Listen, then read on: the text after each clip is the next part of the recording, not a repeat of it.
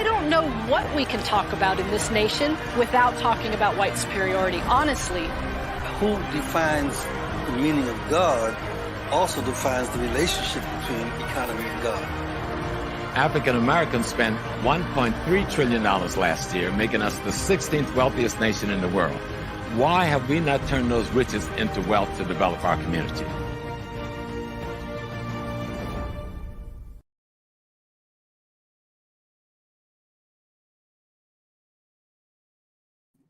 Peace, family. Peace, family. How are you guys doing today? Listen, this is exciting because it's always exciting when we can spend, precious time with one of our elders. And tomorrow is his Earth Day, so that's going to be really nice. And we're going to do another show. We having Brand Nubians coming on tomorrow, so that's going to be exciting as well. But this brother right here, Mfundishi Jhutyms. Make sure you say his first and last name. I'm just going to bring him in right now. Hey, yes. So how's it going, Mfundishi Jhutyms? Because there's several. How's it going? Okay, you want to know what's happening? What's going on? Yeah, well, first of all, the first thing I want to say is dua nature. All praise is due to divinity, because it allows all of us to be here. It allows all of us to have consciousness because we are all part of the one. Only the one exists, and we are part of that one. So everybody who can hear my voice, you are a divine spiritual being having a divine human experience. And I say dua nature, dua. Second thing I want to say is make sure on February 4th, you get your ticket and you're at the HAPI event. Myself, Brother Kaba, several other dynamic people are going to be there, and we're going to blow the house down. It's talking about Black excellence. Black excellence. And you're showing how excellent you are by showing up. They say Black people don't support each other. Oh, we're going to debunk that. We're going to debunk that. We coming out to support ourselves and show Black excellence at every stage, whether it's economic, whether it's political, whether it's cultural, whether it's educational. We're there to debunk those old theories. This is the new African on the block. And the new African is redefining herself. Remember, you are a product of your consciousness. Yes. And your culture is your medicine. And so it's time for us to embrace our culture, to embrace our consciousness, and claim who we are. So I want to make this statement. Whenever you speak, that vibration affects all the molecules in the universe, even on the outer rim of the galaxy. Because only the one exists. You are part of all of this. So don't think your voice doesn't count. Mm-hmm. And I want to say something else. It's also what you think. The vibration is powerful, but your thinking is a wave also. So you can't be talking stuff and thinking something else, because you can't fool the nature. Okay? You can fool yourself, but you can't fool the nature. So the positive thinking has to flow with the positive voice. They have to become partners. You speak into existence. You are your consciousness. And we say you are your consciousness because you don't even have to say anything. If you are thinking it, it's coming into being. Mm. Okay? So always put yourself in a positive light. Think Black excellence all the time. Yes. And then we bring it into existence. Yes.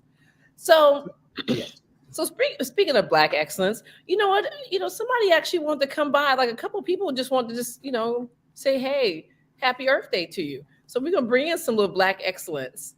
Yeah, so I'll still be celebrating my Earth Day. Okay, I see some of my favorite people there. My big brother, Brother Small, my dedicated student, Brother Wachetti. Yes, I want to say dua to y'all, man. Dua. Peace and blessing, Baba Wachetti. Peace. So our master, Mfundishi. I was just telling one of my students who's listening over my phone, and she loves you, by the way. She thinks you're an extraordinary educator. Me and you go back so long, I don't even remember. I don't know either. I know we just go back. We go We're back. We're pre-ASCAT. Oh, yes. Yeah. Yeah, we're pre-ASCAT. So ASCAT really got going in 84, 84. We're somewhere in the 70s. Yes. Yes. Wow. So that's like 50 years, brother. Yes, sir. Yes, We've been communicating more than some of the people listening was on the planet. We've been communicating. That's true. I was telling the young lady she wasn't born yet when we started being. And I have to admit, I got some of my best ideas from you. And some of my best ideas came from you. Nice, you know, I nice. wanted you to know I'm back in the class with Mo, with Sensei Mo. You know, he's one of my former students, and it's good. He was my former student in my history, so now I'm back in the class with him teaching me martial arts. And I gave him his first space for his first dojo up on City College campus. You know how far back that goes, right? Right. Do you remember lecturing at African People's Action School in Trenton, New Jersey? That must have been early 80s or something like early that. 80s, yeah. Yeah. All right. So I had already known you then. I remember there. I remember introducing you there. Oh, no, you and Dr. Jeffries are two of my oldest comrades, the two of you. I've known the two of you longer than I've known anyone else that I'm interacting with today. But I'm going to be on Michael Infotep talking about our beautiful, happy day of excellence, you know, economic excellence, cultural excellence, spiritual excellence, that's coming up on the 4th in Queens. And I just wanted to wish you a happy solar return, happy Earth Day. And I love the way you open it up because people still don't understand that we are the universe. There is no universe without us. If you take us out of it, there will be a hole. And that can't happen. Yes, right? sir. So we are it. And everything, every vibration, every thought, every idea, every body movement is an imprint for eternity that we make. And making everything else have an identity in this universe. And you have been at the forefront, teaching us our fighting arts, teaching us our spiritual arts, teaching us our theocracies and the different cultures. You and I go back to Islam back in the early days, and brothers don't even know that when I was Ajameen and Shaheed and all the other names. Right. Some of the people don't know I was the first youth coordinator of the Organization of Afro-American Unity. Yes, sir. 1970. No, 1970. Wait, no, 65. Wow. 1965. I was the first youth coordinator. I wasn't born yet. Yeah. And then, Brother Small, as a result of that, back in Jersey, we did a organization similar to that we call Brands. Right. BRANS. And we had over 500 members in the community. Me and my spiritual brother set it up based upon the teachings of what Malcolm was doing in the Organization of Afro-American Unity. Right. You know, and we had the call. We told the parents who signed the kids up. We said that brands represent black, real, ambitious, natural, and smooth. Now, in the 60s, everybody wanted to be smooth, ambitious, but it really meant black revolutionaries for a new society. But we couldn't tell parents that. But the thing, you know, like my training come out of Haji Sham Jabba in Elizabeth and Camille Wadu in Newark with Karima, who headed the mosque there, even though I was the imam of the Muslim Mosque Inc. in 67, February 67, when I took that position. You were in Malcolm's organization before me. Right, in 67, I was in the Black Power Conference. I was a security guard at the Black Power Conference. Yes, sir. 66 and 67. Was in that room where the fight broke out, where Francis Welsing was, and trying to get us to go to get Mary out of jail and shit. Rap Brown was in the room. Ella Collins was in the room. Malana Karanga was in the room. You name it. Anybody in the Black movement was in that room that day. The Henry brothers from Detroit was in that room. We lit the world up. And it was around that time, 66, 67, that Malana Karanga gave Mfundishi that title. Yes. as the first Grand Master, because he was the security guard also for Amamo Emiri Baraka. Yes. When he changed his name from Leroy Jones to Amamo Emiri Baraka, I was there at the naming ceremony. I used and to hang out at the Sisters Jazz Club in Harlem near the OAU headquarters. Yeah, so we go like back to those days when the foundation got put in place for what became the new black nationalism. Right. And most people don't know our names. They learn us in the last few years. And we haven't missed a day at work. No, sir. I don't know a day when Mfundishi wasn't being Mfundishi, teaching what he's teaching. I don't know a day in almost 5 decades. We used to say being sick was a luxury. Yes. We ain't even got time. You know, you got to work through it. And so it's important that people recognize the continuity and recognize what a priest is. A priest is not a preacher, people. No. Okay? A priest is a scientist, an engineer. We're priest scientists, yes. Okay? And how we got to be called priests because the West didn't want to define the sacred scientists and their great scholarship, so they had to come up with a little term that could couch us in. But we have to make sure we break out of that term, you know? And right. So when I tell people I'm a pre-scientist, I say this ain't got nothing to do with religion. I'm a spiritual, scientific phenomena, a component of the creator. Absolutely. Ooh, yes. You know, because this is about our sacred science. Our sacred science is the laws of the universe.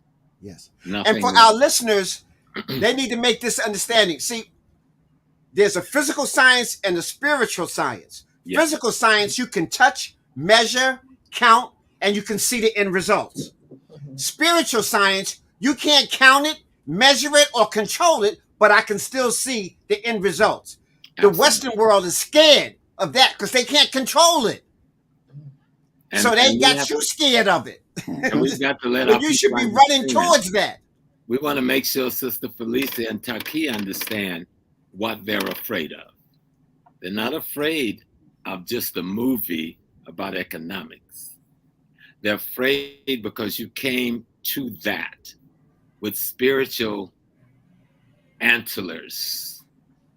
You had spiritual consultors.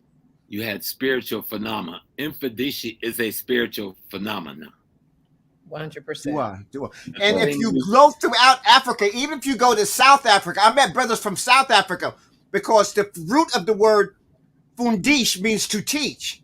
When I go Mfundishi, Wajedi, you're studying the Kiswahili. Now we're talking about a spiritual divine teacher. Yes, sir. So that's what happens. So it's a Bantu language. So almost anybody that speaks any of the Bantu language, which just means original language, that's our original people. They try to trick you up like Bantu is a little tribe. Oh, no. that they got all these little tricks. They try to, divide us. That BA and Madu Nature is part of that Bantu language. Yeah. The BA on the Bantu means the same thing that the BA in Kemetic means. Ntu means the divine itself, the totality of everything that is. So we are the people of the divine. We are the people of the totality. Yes, sir. That's who we are. There's something you do a dynamic lecture where you talk about the word Africa.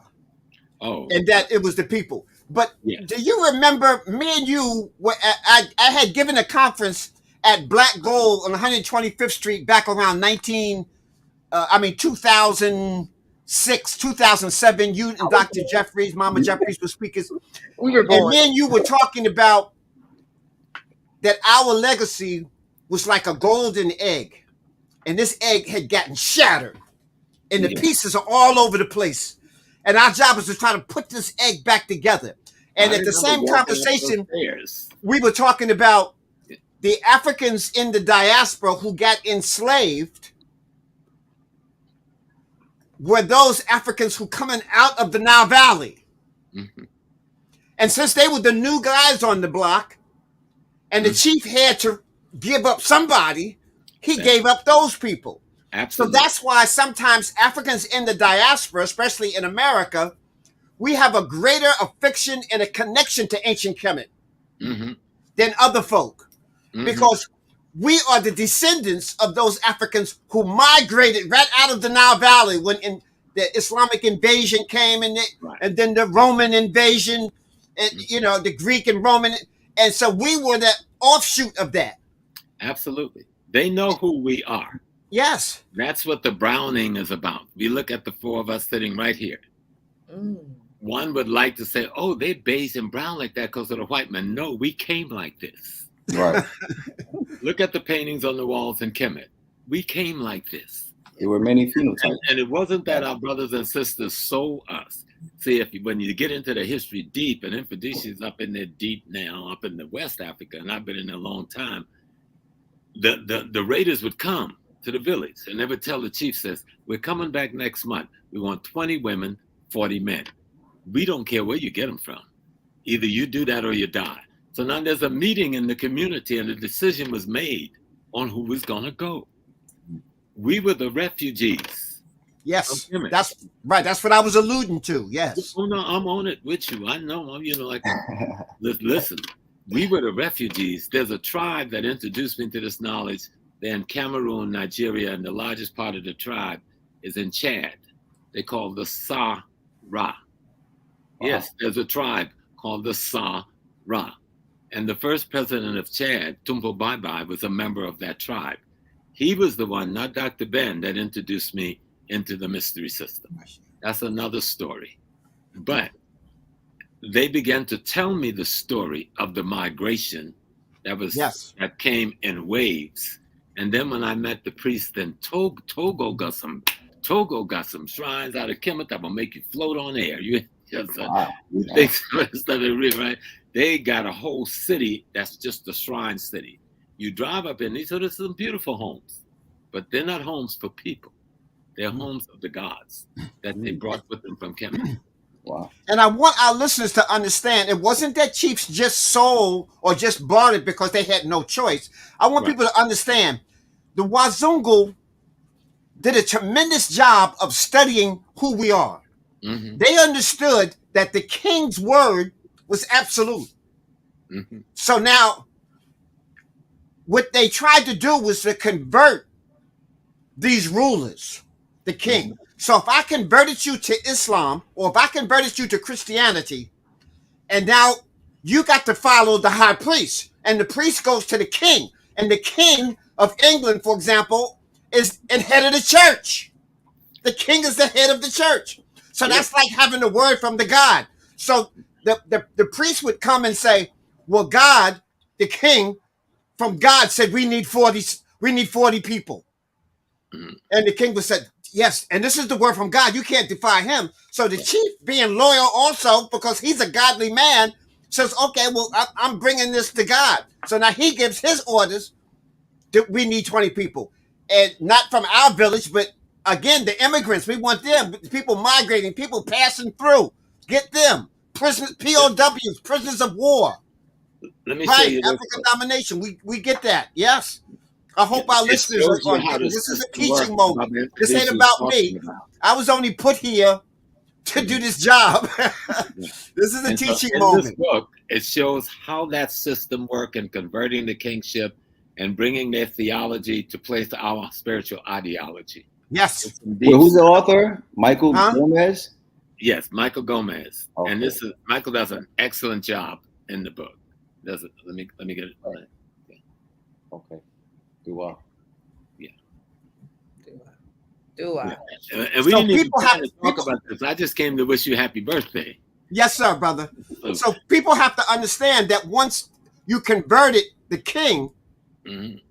then you had him in your pocket, because he was thinking he was the word of the imam coming from Allah, or the word of God coming from, from the Christian church. And so he was following those rules. So they were very strategic. Yes. And being able to do that. And so if you look even today, in fact, Brother Small, I was just reading, looking at the New York Times, mm-hmm. and in April, there's this Pan-African conference on world unity, African unity. But the Christians and the Muslims are in charge. That's mm-hmm. part of the problem. So most of all of Africa is Islamic, Central, and all about. And so the church is leading.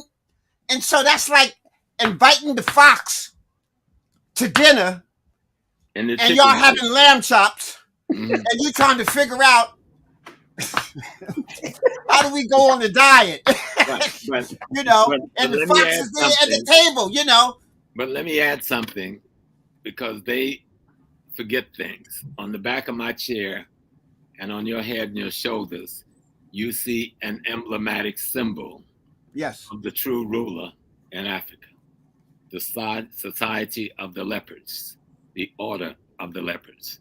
And there was a time that no one writes about when the secret society of guerrilla warriors, who were those of the leopards, was killing colonialists left and right. It wasn't until the Gatling gun and the onslaught genesis of thousands of our people in any given day that they backed up, but they never went away.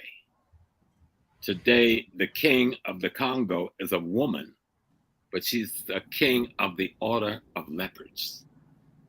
Maybe I should not say more, but people need to understand, yes, they will have their little day because they're running out of time. They cannot win because we've already won.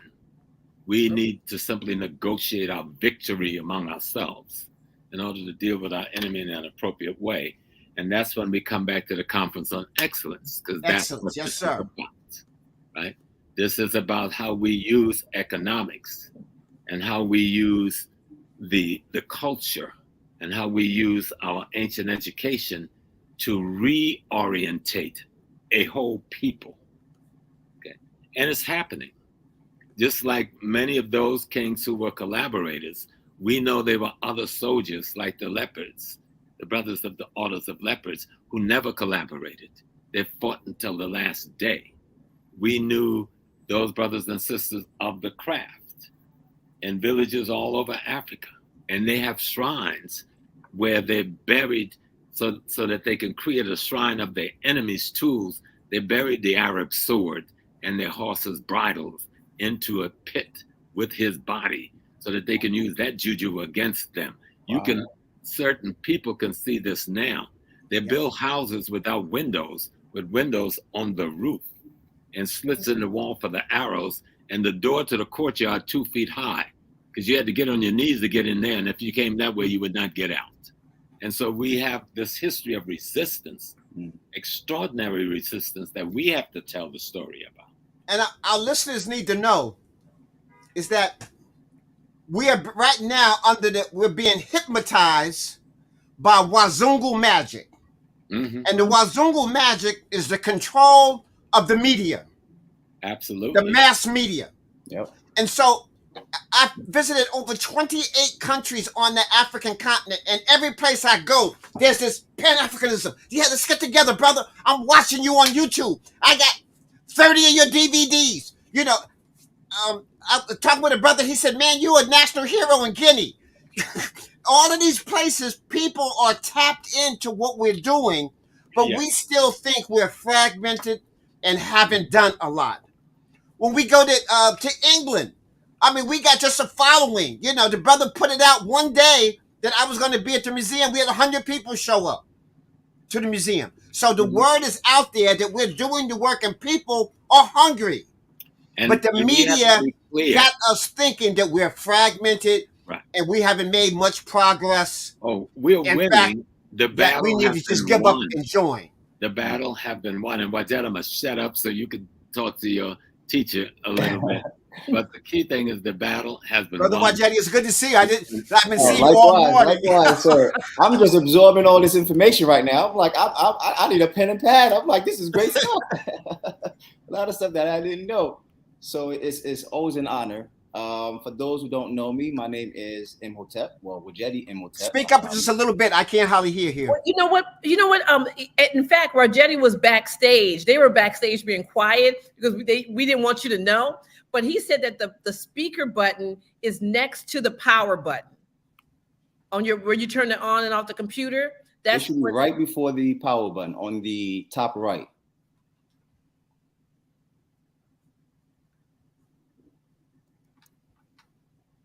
Okay, you see, are we louder? I don't see it. Can you hear me? Yeah, I can hear you. You said next to the power button. Yes. Yeah, where you turn it should be F12 actually. F12, yeah. If you have a F12. Mac. Yeah. If you have a Mac. Okay, I'm pushing F12 and that should bring the sound up. Does it sound like it's up now? Testing. No, it didn't affect my sound too much. Well, you should hear us better. Can you hear us better? Yeah, I can hear you, but it didn't go up any higher. Yeah, you know what? I think you have to push that little world button. You have to hold that and then press F12. Is that how it works? The little world. You just hit the what button and then hold it? No, just F12. Yeah, just F12. F12, yeah. Yeah, hit F11 for a minute and bring it down, then just bring it back up with F12. Whoa. And while we're just doing that for a second, family, yeah, peace to all the nice holidays. I'll be okay. I don't want to mess up and lose everybody. So okay, no, we don't want you to lose everybody. I can hear you. It's just that it's low. That's all. I'll figure it out. I'm cool. Go ahead, Wajedi. I'm sorry. Go ahead. All right, okay, family. My name is Wajedi and my aunt Mfundishi Jhutyms. I've been a student of Seba Mfundishi for over 10 years, I believe. So in honor of his solar return, I'd like to speak on my appreciation of him as my teacher, my guide, my role model, consultant, et cetera, et cetera. There's an old saying that when the student is ready, the teacher will appear. So about 10 years ago, like many of you in the conscious community came to a point where you need to find yourself, having bamboozled by Christianity, Islam, Judaism, whatever the case may be. I'm sure at some point, the epitome of that, you were just gung-ho, but in the back of your mind, something was saying like, something's missing, So it was basically the voice of our ancestors, which kept getting louder and louder and louder. So at some point, like myself, I know most of you guys have done the same thing. You became a YouTube scholar, right? And started searching more information about, who you truly are. So I came across Mfundishi, of course, and, I'm looking at this man, with his great shoulders out to here, his hat up to here, I'm like, who is this, this mighty African, right? So, he's talking about some great stuff I've never heard before. I'm like, wow, just a little background, went from being a Catholic to a Christian, a Rastafarian, don't mind the bald head, but yes, I was a Rasta, Hebrew Israelite, and now consider myself a spiritual African because of Mfundishi, right? So at the time, I think I was between Rastafarian and Hebrew Israelite. And one thing for Rastafarian is to honor Haile Selassie and Ethiopia, which is where he's from. So I'm listening to Mfundishi talking about Kemet, and that Kash came first, which is Ethiopia, and I'm just like, okay, this guy he knows what he's talking about, And then he's talking about the Madu Necher, I'm like, what is this stuff, And I'm like, it just looks like codes and so on and so forth. I'm like, I love secrets. Like, what is that? So I wanted to learn. And then he started talking about African martial arts and the fact that he was a 7th-degree black belt in Kung Fu. I'm like, wow, I'm a black belt in Kung Fu. So I'm like, wait a minute, this is my teacher. This has to be my teacher. Nice. So I'm like, it's like, he's like up there and I'm like here, his voice is like, whoop, whoop, and I'm more like, So I'm like, kind of like a Sarah. I'm like, I need to be by his feet. So, I won't go too much into detail because I know I was only given 5 minutes. Why you gotta say that? I'm just saying, around 5 minutes.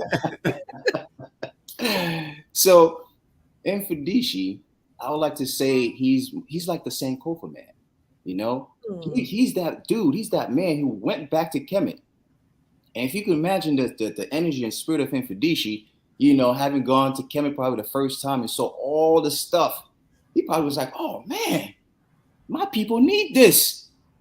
My people need this. Because as he always says, we are upside down, inside out, and backwards. We don't even know ourselves. So there was so many things. It's like, how do you bring all that stuff? And if you know Mfundishi, you've been following what he's been teaching. He breaks it up into the 5 domains. We have the mineral domain, the plant domain, the animal domain, the human domain, and the spirit domain. So, all that stuff is like, oh man, oh, I need some of this. Oh, my people need some of that. Some of this and some of that. So he broke it down to a science, as he was just saying, he's a pre-scientist, right? So he brought this stuff. That's why I say he's a Sankofa man. He brought that stuff back so we can use it today, because we need this to realize who we are. So besides being a Sankofa man, like I say, he's a culture custodian, because he is a custodian of the culture. I mean, look how he's dressed and look how I'm dressed. I'm following that legacy. So in that sense, he is a role model for many of us today, especially the men. Our men today are not the warriors that they're supposed to be. It's like, they lost the African mind, who they truly are. So you need that Mfundishi juice. You need to put in a bottle or something, because you just might need it one day, just out of your mind, and just reach into your shelf and just that, bring that Sankofa back, into your spirit, into your mind, to your consciousness. So it's also a spiritual guide, so I was heavily into the religion, and, and he basically taught me as far as, putting that religion concept to the side, because it bounds you to their book, to their culture.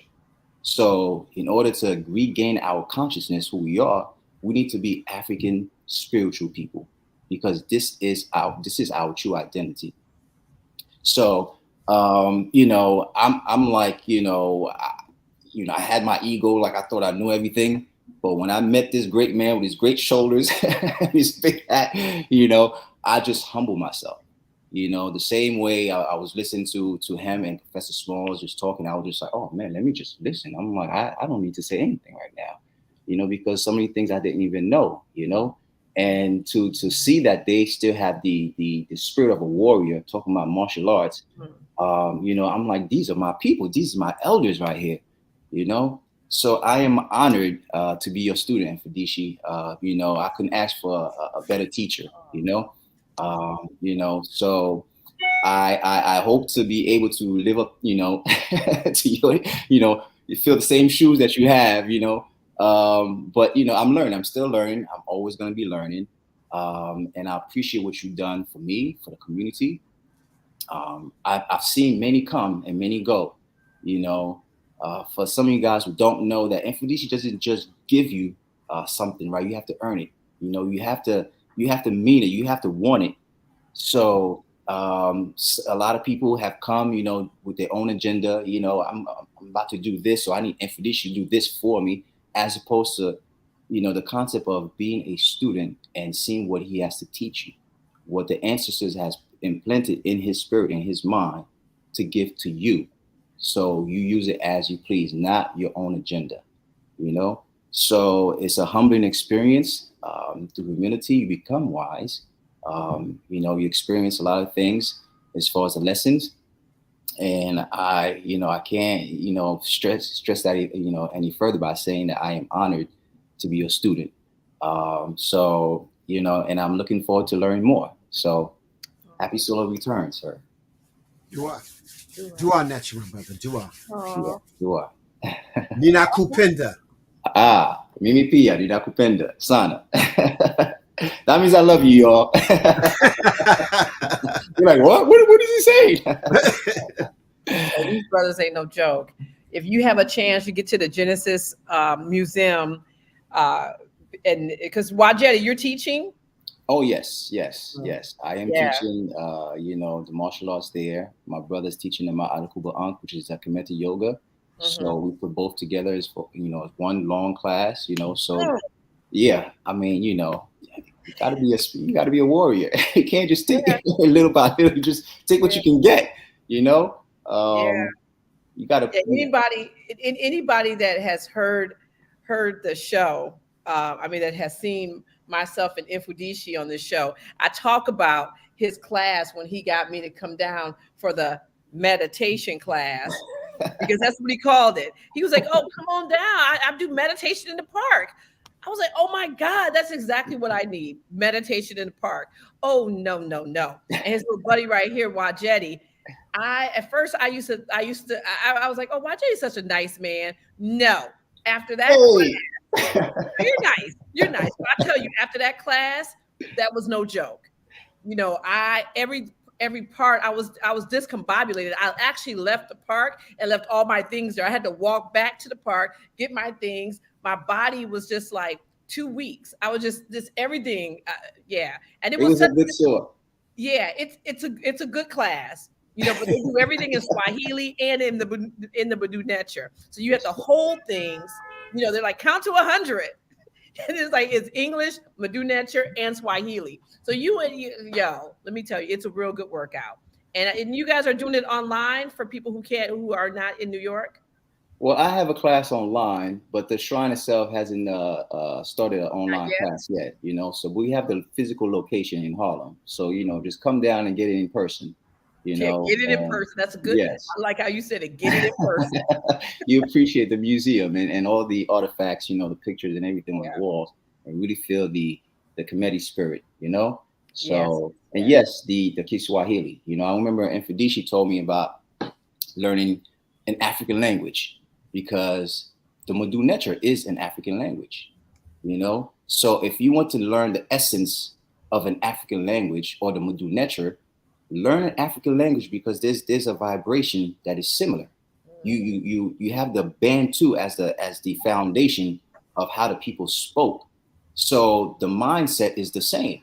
So unless you think that Egypt, as they tell you, is in Northeast or Middle East, as they say, then you will totally miss it. It'll just go over your head. You don't realize that it's an African language.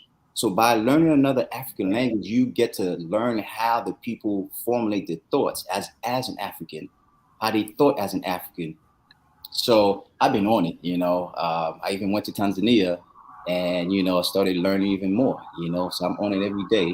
And eventually, you know, I want to teach a language. And it's helping me more with the Badu Nature.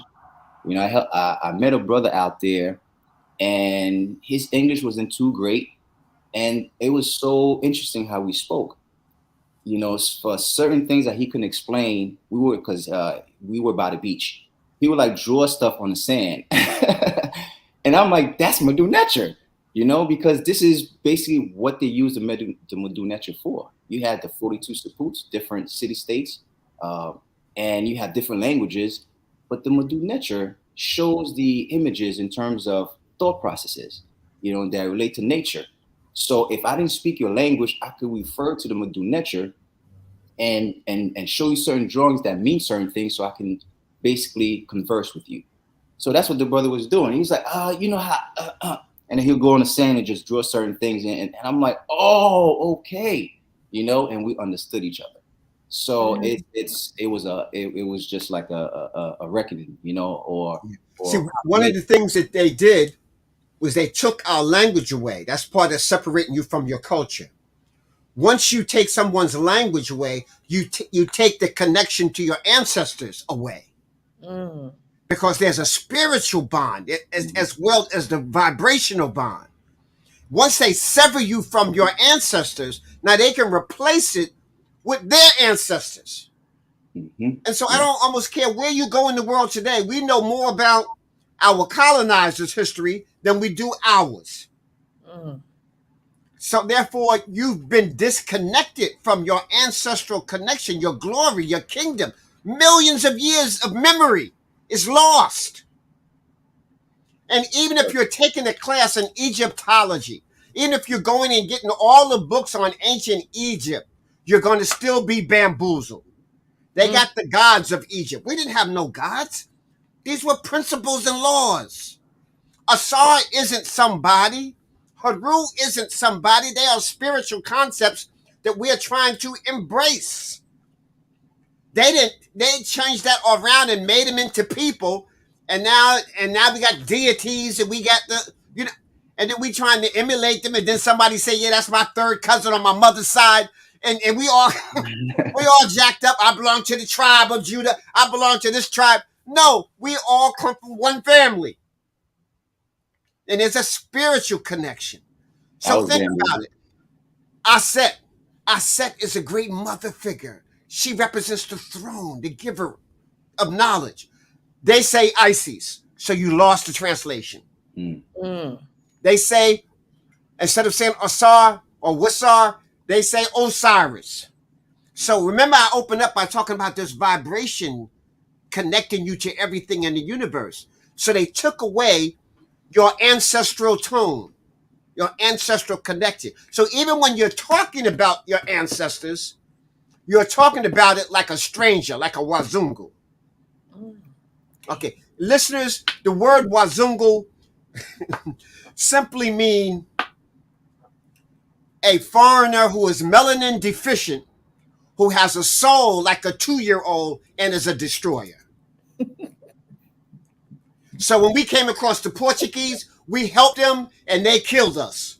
Then we came across the Spaniards, we helped them, they killed us and enslaved us and raped us. We came across the Italians, the Roman, and the same thing. So we said, wait a minute, it's not an ethnic group in Europe. All of them are Wazungu. They have the same mentality no matter what language. These melanin deficient people who have a soul like a 2-year-old. You know what a 2-year-old, mine, everything's about them. Now imagine if you're a 2-year-old who's having a temple tantrum, had the power to kill you. I want cookies now. No, after dinner. No, I want it now. Pow! Yeah, that's the Wazungu. I want your land. What do you mean? You can't have my land. It's the pow. I got it now. Here, in fact, take these smallpox blankets home to your family. Okay, so so once we understand this word Wazungu, now we can put things in a proper perspective. Now, do you want to imitate that? Are you a destroyer? Are you disconnected to your ancestral connection and to nature? I remember my father saying one time, he says, they call this wilderness, like it's wild. It's not. They're the only thing wild that's out here. Everything is in harmony. If the horse is acting in its nature, they call him wild and he needs to be broken. So now if the horse eats out of your hand, let you ride him all day long, that's a crazy horse. And they say now he's tame. He's no longer wild. No, that's an insane horse now. Okay. So we're upside down, inside out, and backwards. And people think that's just a phrase. No, I'm real when I say that. So if you're upside down, inside out, and backwards, even if I give you some good information, you can't do nothing with it. Think of all the great teachers we've had, Felicia. Think of all the great. We should be ruling the world at every level, physically, mentally, spiritually. Nobody got as many examples of greatness as we have, and from nothing. Look at Frederick Douglass. He wasn't even allowed to read. And if you listen to a Frederick Douglass speech, you almost need a thesaurus. And he did that in the 1850s. I mean, the brother's vocabulary was prodigious. He taught himself. Malcolm only went to the 9th grade. Even my mom's was a dynamic speaker. She only went to the 3rd grade. So we're not even supposed to be doing this stuff. But we not only do it, we excel at it. Yes. Black excellence. We excel at it. And so just imagine us in our right minds. Right now, we will make Kemet look like a playground if we get our minds back together. So that's what people understand. It's not that we're trying to get back to where Kemet was. We want to learn that information so that we can take it to another level, even higher. So it's not just to duplicate Kemet. No, we want the best. That's that Sankofa. Go back and fetch the best that you have and bring it forward to the future. Yes, sir. And so we want to even make, and people don't understand, America's 300 years old and it's falling, it's crumbling. Most of Europe, like Russia, those places are only, they're not even 200-300 years old. And they're crumbling. Rome lasts 300 or 400 years and then it crumbled. Kemet, 4,000 years with only a few interruptions. And interruptions was from foreigners. But 4,000 years, at least, maybe even 5, 6, 7,000. Because there was great dynamics before we even recorded everything down. Yeah. So we're telling people Black excellence, find out the essence of who you are.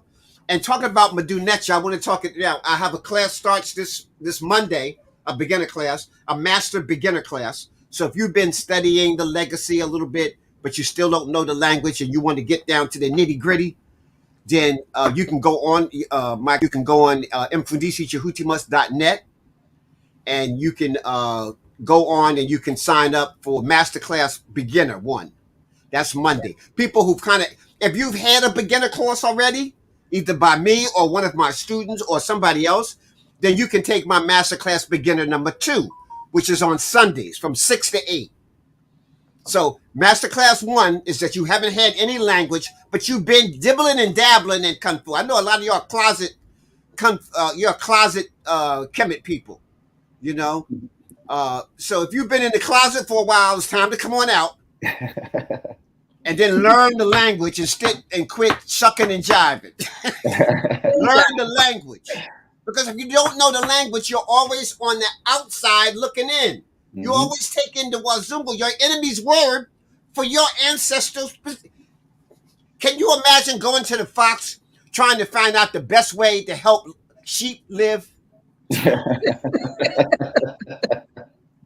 mean, it sounds funny, but that's what we're doing. Yeah. We're going to the very people who have us as food and asking them, how do we live longer? How do we stop y'all from eating us? And you go for him. Well, he's telling you, well, if you put some tenderizing sauce on yourself, oh my God, that might help us palate this whole thing better, you know. I mean, we got to really get serious, y'all. Take control of your education. Yeah. If you're not educating the babies, then you're not even serious. One of the things you have to pride yourself about a Wazungu, they're always thinking at least a decade or two ahead. We happen to be right now, people. We just want to survive right now. Oh, yeah, survival mode.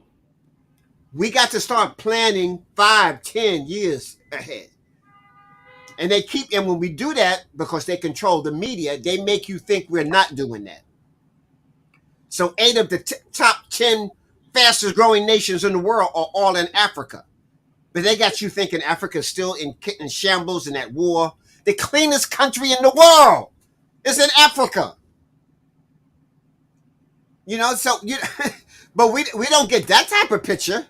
Yeah. The most multilingual people in the world are Africans.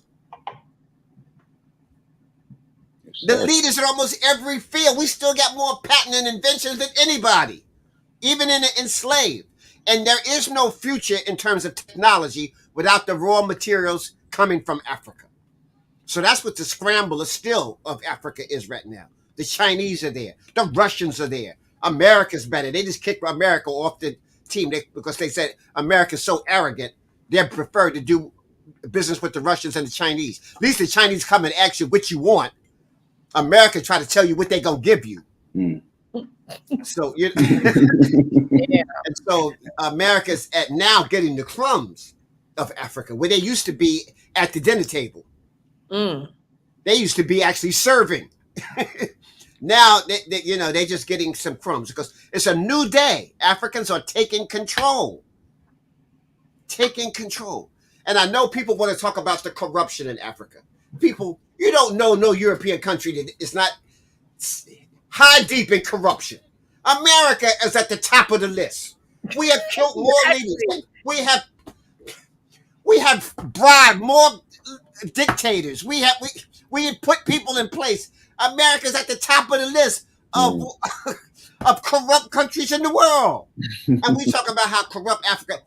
Those African countries are only corrupt because they learned from the Europeans. They learned from the French. They learned from the Dutch. They learned from the Spaniards. They learned from the Italians. They learned from the British. You know, Yeah. Can I just add, Saber, that, a lot of us think that, the Africans over there don't like us, or some of us don't like them, thinking that they don't like us. Having gone to Tanzania, I mean, the way I was embraced, they thought I was one of them, until I started speaking English, of course. It was like, oh, wait a minute, where are you from? So, they want us to come home. And every country. Yes. Wajedi, you're going to find that type of embrace every place you go. When you, Felicia, when you met with the Nubians, what kind of a feeling did you get from them? It's a good feeling. It feels good. And that's the way it is all over Africa. When they got you thinking that African Americans is that. No, that's cool. That's an illusion. That's that illusion I was talking about. Let me tell you, I met this Nubian cat. He was at the he was right in front of the museum, and we were talking. He owned the museum. I mean, he owned the cafe that sits right in front of the old Egyptian museum. And so we're talking, going back and forth, and he's like, "Yo," he's like, you need this book about my people." He went and gave me this book. This book is an old book about Nubia. I was like, "Oh my God!" I mean, like, we were just rapping. I tell you, like, people need to get out of their personal space, their environment, and really see what's on the other side. In fact, when I went to Senegal, they created this statue in honor of George Floyd. And I was like, wait, what? Wow. Yeah. And it's on Goree Island. Wow. Yeah. They created a whole statue based on this man. So listen, people, can our relationships be better? 100%, but our relationships can be better between ourselves, Mm-hmm. so that's something that we, but we can't just discount that, And I gotta encourage our family. Self-love got to be at the top of the agenda. The last couple of days, I've been really paying attention just to hearing people walking by when I'm on 125th Street. And we still use the N-word like it's the only preposition, article, and noun that we know. And we use it we use it the same way our enemy uses it. The N did so-and-so. Yeah, that N, I'm going out with my N. We use the word like it's in every sentence almost. We got to stop using this word like that. We got to educate young people. Don't use that word. Elevate yourself. You're a dynamic African in America. Yeah. We even got to stop out. I'm from the Caribbean. No, your ancestors was dropped off in the Caribbean. I'm Bohemian. No, you not. You're an African crazy. And the Bohemians messed up your mind. The only difference between a Trinidadian, a Jamaican, an American, a Mexican, African is a boat stop. That's the only difference. A boat. And so when your boat stopped there, you learned that language. You embrace that culture. Yeah. But you're still an African. I always use this German Shepherd. When you take a German Shepherd out of Germany, he doesn't change his. He's not an American German Shepherd. He's not a Canadian German. He's not a Japanese German Shepherd. He's a German Shepherd in America, a German Shepherd in Canada, a German Shepherd in Japan. We are Africans in the diaspora. Quit identifying with the colonial enslaver's name that he has put on you. That means you still got the leash around your neck. Mm-hmm. I know y'all don't want to hear that.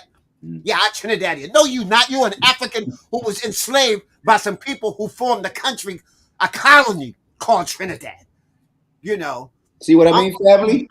No, Africanize your mind. You crazy. That's what you are. You're an African out of his mind. That's the teacher right there. I know y'all said, boy, Mfundishi's hard. No, Mfundishi is medicine. Your culture is your medicine. I'm presenting your culture to you. This is how we get, because look at the division. That's how they were able to enslave us. This ethnic group against that ethnic group, against that ethnic group. And then you at war with this ethnic group. No, we have to learn from our mistakes. We are one family. And we have different expressions of the family. So you speak Swahili, you speak Yoruba, just another expression of one family. But we're not dividing based upon that. No. No, we're And still Africans. yes, and speaking of family, Mfundishi, we got some more little people that want to come and say some shout outs to you. Okay. All right, that I'm going to bring in. We have Joelle, and we have Kepper. You named Kepper. Peace, yo. Yeah. Yeah, what's up? Yeah, what's up? What's up? Oh, look at What's up? these fine brothers up on the Happy Talks. Okay, all right. Go ahead, you guys. You guys have the floor. Man, I just want to say happy Earth Day to Mfundishi, and his presence during going to Kemet this past summer was enlightening. But you see the power and the grace of a man when you hang around even his children. Being around Hassan and his daughter. I mean, Hassan is hilarious. He got the same humor as his dad, but the guidance and the light that Mfundishi brings. When we were at the Egyptian Museum at the first day, and all the other tour guides were ear hustling. Well, I need to take some cheat notes. The man is dropping science, right? And like the information and understanding how we're all connected, it just it gives you that extra level of confidence and that boost. And then just the way he talks about the importance of just taking time to be one with the divine and understand that there's where you are at this place in time is for a reason, right? And just listening to the lessons and everywhere we go and just the way he moves and his, the gear was ridiculous. Every day he was like, bang, bang. He had the headpiece. He had the full outfit to match. Yeah, everything was matching. Everything was matching. And listen, family, I'm sorry, Joelle, family, if you don't believe us, just go to our Instagram or go to our Facebook page and go back in May and June and look at all of Mfundishi's hookups. And then he came back with us in September, and you can see all his outfits then. I was like, damn. I was like, next time I travel with you, Mfundishi, I'm giving some little matching outfits too with you. Because oh my God, the white is my favorite. The white is my favorite. But go ahead, Joelle. Absolutely. But but the thing is, it's not as if you can't sit around and talk to him either. So when you talked about him, Wajet, as being, the teacher, whenever you're ready, you can approach him and ask him questions, and you can and he's gonna share with you, and he's gonna guide you, but he's also gonna challenge you. Like, he's not just gonna give you the answer just to give you the answer. Exactly. Like I said, he's gonna make you think. You got to earn it. And what was, I think, one of the biggest things that I learned also is the fact that, Professor Smalls talks about, it's a sacred science. And a lot of people don't know, but Mfundishi is an architect. He's a scientist in of itself. And he knows how to combine everything to make it into his own. He's always creating, he's always envisioning, and he's always projecting and helping us reformulate our minds so that we can be mini architects to design what this new world, what this new African mind is supposed to be like, and what we're supposed to be like.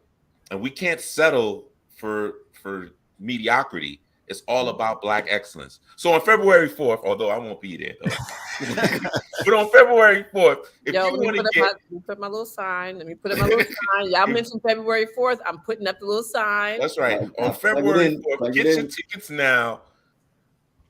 Happy Earth Day, Mfundishi, our elder. We love you. Thank you, my brother. Thank you. I appreciate it. We appreciate your family. And I don't know where we would be without you and HAPI. You're one of the anchors. I literally yesterday I was watching an interview with you and Dr. Kaba. His name is Senator, I believe. And you were and you were kind of talking about the power of metanetter, right? And just, you know, I just appreciate you so much, how you tie everything together, the mineral world and just everything. So I'm just happy that you're here with us, and you know, I want to be as close to you as possible to gain as much knowledge as possible. Nice, nice. Thank You're welcome. Thank you, bro. Thank you so much. Thank you. Well put, brother. Hey, my turn. Can y'all hear me? Yes, sir. Yep. Yes, yes. Hey, do I? Jhutyms. Yes, sir. Yes, sir. And thank you very much, man. Happy Earth Day to you. We appreciate you. You know, we love you. We shoot and love your direction. And like the brother was saying, man, the energy that Mfundishi brings to us as a whole, as a unit, is something that, you know, you really can't put into words because it's such a spiritual thing. When I met Mfundishi, you know, it was like my spirit was like, that's him. And I was like, we connected. Like, I was like, wow, I feel like I was with my father, my elder, you know, and to connect with the family and be able to walk with you and, you know, get that energy and just to walk in your shadow, man. It was a blessing. It was an honor.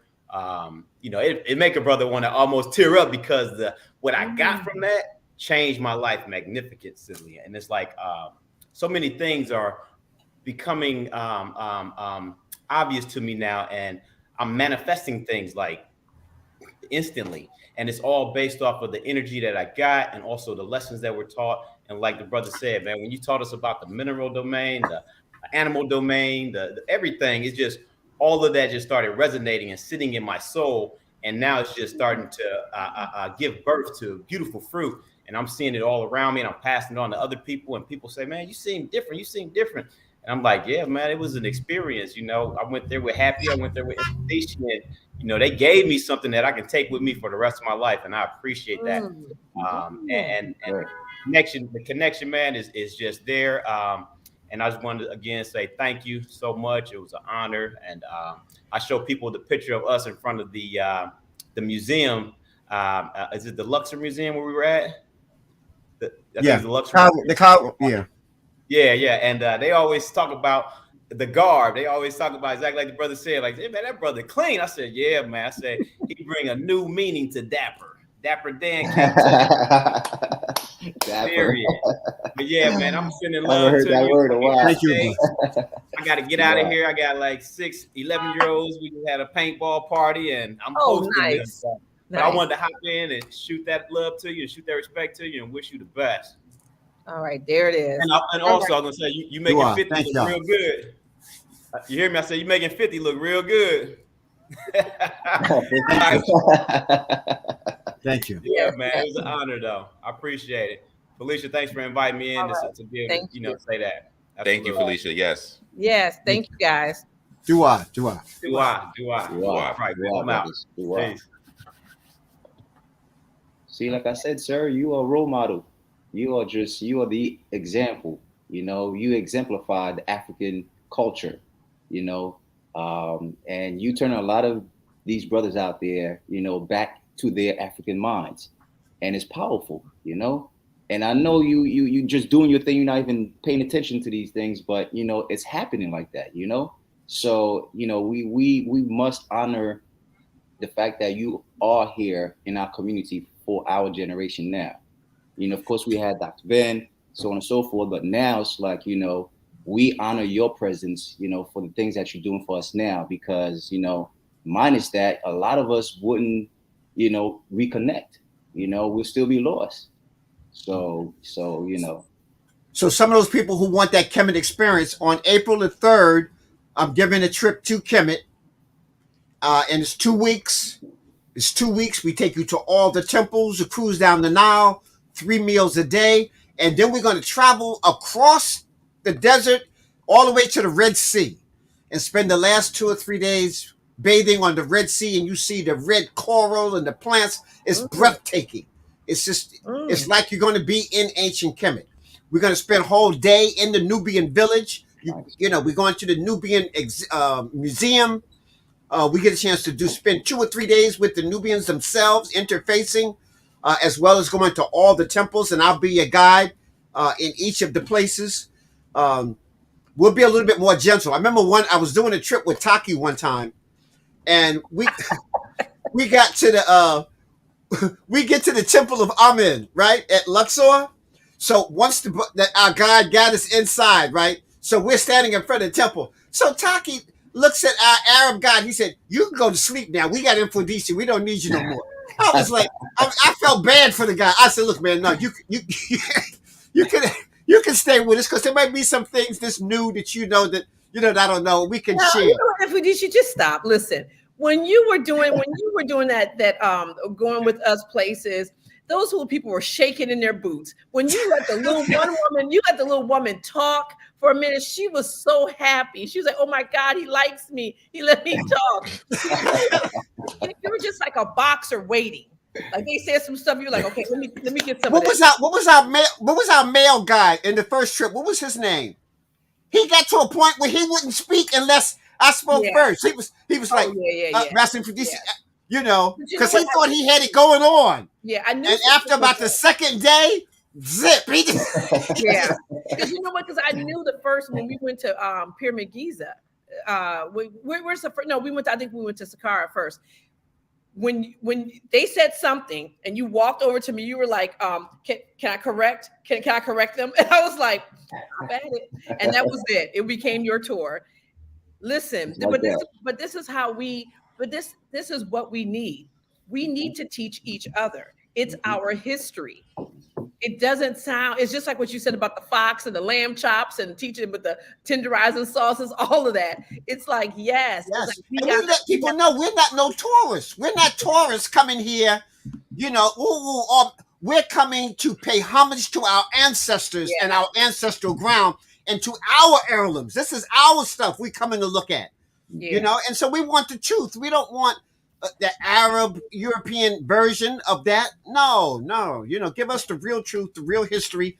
And I want to see you reading the Amadeuz lecture to make sure you're telling the truth. Show me. Don't tell me what they told you at the university. Show me. Right. Yeah, right. We have a clip. We have a clip of Waleed. Waleed was going over the Amadeuz lecture for there was a picture of eternity. And so I was like, let me just film you, talking about it because, he was in your class. He goes over it, that is just, that clip is not even 1 minute. And we've had a couple thousand views of it. Okay. But it has ticked off every Egyptian who believes that the ancient Egyptians were not Black. They have attacked that video, and the video just keeps playing and playing and playing. We have so many creative. People are just throwing out all these creative things about what those Amadeuz lecture symbols, are. But it's like, no, we learned them from Mfundishi. This is what it is. It is what it is. So yeah, I just thank you. And so people, when they come to the Black Excellence conference here, we're talking about how you have to embrace your cultural tools. Yeah. And you're going to learn from the various speakers that are there, like Brother Kaba, Professor Smalls, and you're going to learn your cultural tools. And then you're going to learn from economics and communication and health, how to empower yourself. This is really important. Remember, the Amadeuz lecture is your classical language. I need to make that statement. It's our classical language. Classics means the best that your culture has to offer. Like, think about it. The cultural music of America is jazz. Not hillbilly music, not pop, rock, jazz is the culture. Okay? And so we have to understand that our cultural best is Amadeuz lecture. And as Brother Wajedi was talking about earlier, as you're in the language, you're learning more about who the people are and how they relate to nature. And there's no better example of nature than the Amadeuz lecture. In fact, in Ghana, I was teaching a class from Ashanti tree to Amadeuz lecture. And the Amadeuz lecture was teaching the Ashanti-speaking people things about their own language they didn't even know.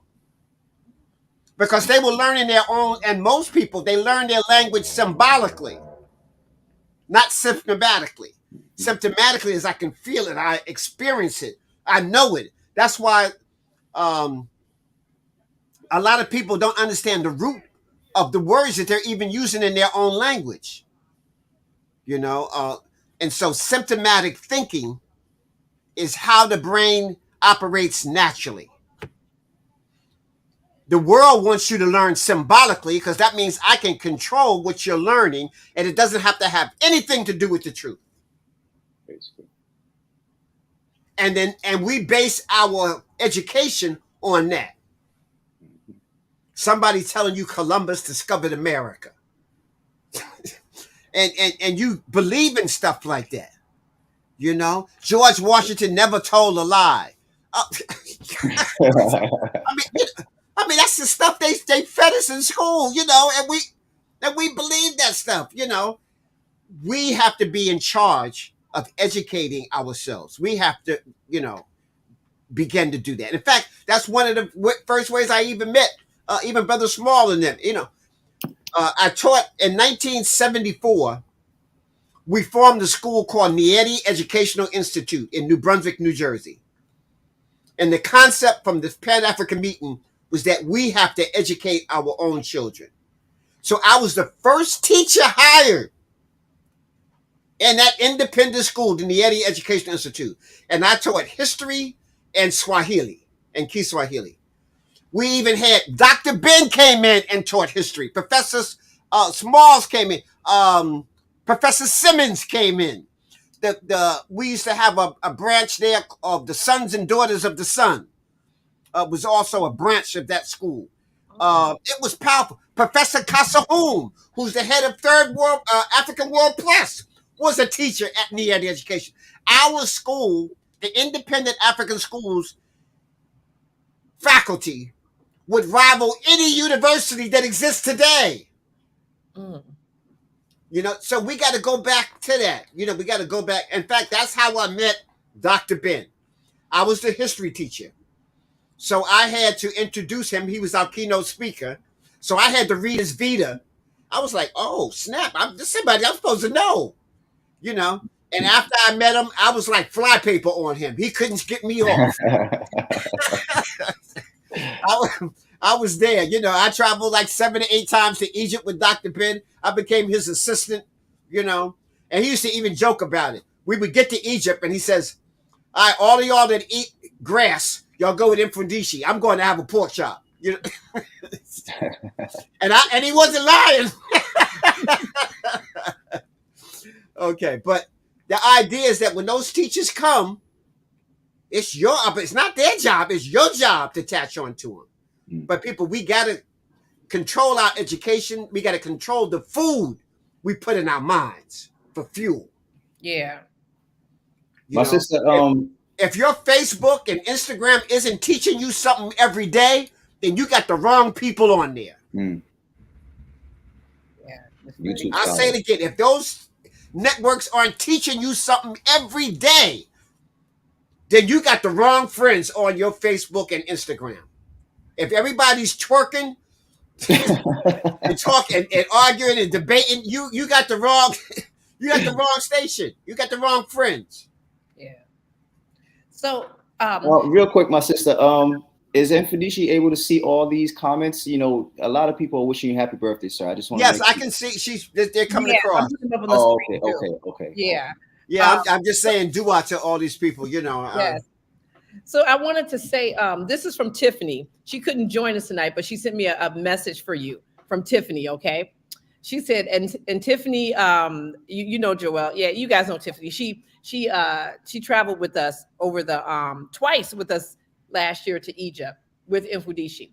Happy solar return to one of the great Mfundishi man alive. Continue to soar high and raise more up. Dua Anka in Basset. Tiffany. Tell her dua. I loved her. She was fantastic, very efficient in business, and yet happy and had a great soul. So that was good. It's good to work with people like that. Y'all were a great team too. Yeah. You're talking about Brittany. I'm talking about Tiffany. Oh, Tiffany. Oh, okay. Yes. Okay. Yeah. Yes. Okay. Yeah. we kept confusing them, like Tiffany. But yes. Yeah. Brittany says, tell her thank you. Tell Tiffany I said dua. Yeah, thank you. Yes. Okay. Yes. Yeah, she had a great spirit. Tiffany kept a great spirit. Yes. So you know what? I'm just gonna just tell my little Mfundishi story, since everybody's telling their story about how I met Mfundishi. You know, because I met him on HAPI, and I remember looking at the video, and at that point it was like rough. It wasn't quite all put together yet. And I was like, wow. And I just kept thinking, I was like, wow, this guy, he has lots of energy. He has just lots of energy, and his outfit. And then I started listening to what you were saying. And then when I met you, I was like, wow, you're like the same on HAPI as you are in person. And one thing I can say, family, is that there's never been a time we've asked Mfundishi to do something and he's like, okay, let's go. Okay, wait, where I gotta be? Let me get this, let me get that. And for young people getting started and trying to make a way, when elders reach out their hands like this, it's really like, we really appreciate that. So we really appreciate you. And when I had you on the show the first time, I was so scared. It's like, oh my God. I was like, I just hope I can just get his name right. The first HAPI Talks, it was, since then. And I was like, wow. I was like, you're like the easiest person. I don't have to say nothing because you are 100%, you know what you're going to talk about. And the thing about it is like, you keep saying things. And I'm like, wait, what? And next thing I know, we're just having a dialogue just in front of other people. So I really appreciate that about you, Mfundishi. Thank you. Do I? Awesome. And thank you for letting me know and making sure that I knew that when Africans talk, they had to use their body, because I was getting on my kids when I would ask them stuff. They were like, they would say, I don't know. And I was like, stop moving your shoulders. I was like, don't move your shoulders. And then I go to class and Mfundishi's like, you're supposed to use your body when you're talking. I was like, oh, I spent years telling my kids not to do that. Did you apologize to them? I did. Okay. I did. Yeah. You got great kids. Yeah. Yes, I did. Yeah. Every time I saw your kids on the trip, every time they saw me, he was like, Mfundishi. Yes. Because it's just like they're always hearing these people, or they see your book, lying around them, or I'm always quoting something you guys have said. So like for them to be on that trip and to be, in that environment with everyone, and not just the elders, but everyone that went on that trip, when we had to, when we were coming home, they were literally sad. They was just like, man, because for those 10 days we were family. We still are family, but it was like a automatic, just connection between all of us, which was really, really nice. Yeah, it was a great group. It was a great group. Yeah. Both times, even when we had the 85. In fact, there was people, when we had the 85, we had to have two buses. The people who worked on my bus was all mad. That ain't fair. Y'all got Mfundishi. Yeah, they were tight. Yeah, they was tight. I was tight because I had to move buses and I was tight. I was like, damn. Yeah, and I kept telling Taaqiy, I was like, we got to go back. We got to go back because I need to hear Mfundishi. So it was nice when you actually came back, and then we were able to, have more one-on-one time with you, which was really, it was very special. So, it's just, your spirit. And, there's a woman, my astrologist, Fahamisha, and I was talking to her about you, and she's like, oh, I know Mfundishi. I known him for 30 years. And she was like, the way he is now was the way he was back then. And that means a lot because, sometimes people really, change it up and you're like, okay, wait, huh? She's like, no, you have been committed. You've been committed to this all of your life. That's what's up. Yes, sir. That's what's up. So again, I want to do a plug in. People, make sure you come to HAPI February the 4th. Yep. And again, on April 3rd, I have a trip going to Egypt. So you can go on my website, mfundishi.net, go under events, and you'll see our trip to Kemet. So if you want to experience, don't get jealous of them. Just come on your own trip. Yeah, listen. and HAPI will be giving more trips. So HAPI will be doing it again, probably in the summer or the fall. Yeah, we do have a trip this year. But this is the thing. This ain't something. This is not like a one time and you never go back. You need to keep going. the now keeps giving, the HAPI keeps giving. And, you know, just like how other, you know, communities, they take a pilgrimage every year at a certain time. That is something that's real that we need to do. It fills you up in a way, you know, so it's not just like a one and done. You know, it's definitely something that you want to, you know, try to get back as much as possible, And people need to know this trip that I'll be taking in April is my 33rd trip to Kemet. Wow. So I've been to ancient Kemet 32 times. And each time I learned something new. When we went on that first trip, we stopped at 2 or 3 places I'd never been to. You know, that was just great. You know, so it's good. You always keep your plate empty so that you can get something on it. Don't go in there with your plate full, your bowl all full. Oh yeah, I know it. No, empty your bowl so that you can get some information in it. So after this is going to be my 33rd trip, and I'm excited that I'm going out to the Red Sea, across Kemet, the Nubian Gold Trail. We're taking across, you know. So after 32 trips, I've never done that. So that's going to be like exciting in itself, you know. So come with us, y'all, and experience this HAPI. You put your pictures up next to the HAPI pictures.